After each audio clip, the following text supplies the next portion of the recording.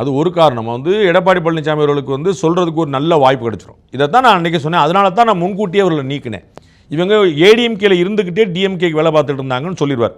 ரெண்டாவது, இயல்புலேயே அவங்களுக்கு ஒரு தர்ம சங்கடம் இருக்கும். காலம் பூரா தீய சக்தி திமுகன்னு சொல்லிகிட்டே இருந்து புரட்சி தலைவி அம்மா, புரட்சி தலைவர் தலைவர் எம்ஜிஆர் அப்படின்னு அவங்க சொல்லி இதே அவங்க அந்த ஸ்லோகன் இருக்குல்ல, அதை காலம் பூரா சொல்லி நீங்கள் பார்த்து இன்றைக்கி சேரும்போது கூட ஜெயலலிதா அவருடைய படம் பாக்கெட்டில் வச்சுருந்தார். அதை மாதிரி பழகிட்டு டிஎம்கேல போகிறங்கிறது ரொம்ப ஒரு சேலஞ்சான விஷயம். மனோஜ் பாண்டியன் போன்றவர்களுக்கு சுலபமாயிருச்சு. திரு சேகர் பாபு போன்ற பின்னாடி வந்த ஜெயலலிதாவிட்டேருந்து தான் அவங்களோட அரசியல் ஆரம்பிக்குது. அவங்க எம்ஜிஆர் காலத்து அரசியல்வாதி கிடையாது. இவரெல்லாம் அதிமுக ஆரம்பிச்சிருந்து வந்தவர். அதாவது திமுக பிடிக்காம 27-28 வயசில் திமுக பிடிக்காம, எம்ஜிஆர் திமுக காரர் தானே. ஸோ திமுக பிடிக்காம வெளியே வந்தவங்க தான் அவங்க பொள்ளாச்சி ஜெயராமன் போலாம் பலர்லாம் அந்த ரசிகர் மன்ற காலத்துலேருந்து உள்ளே இருக்கிறவங்க. அப்போ அவங்களுக்குலாம் என்னென்னா டிஎம்கேல போய் அடாப்ட் ஆகிறதுல ஒரு பெரிய சேலஞ்ச் இருக்கும். இப்போ ராதாரவி 2 பக்கம் இருந்தார், எஸ்.எஸ். சந்திரன் 2 பக்கம் வந்தார்.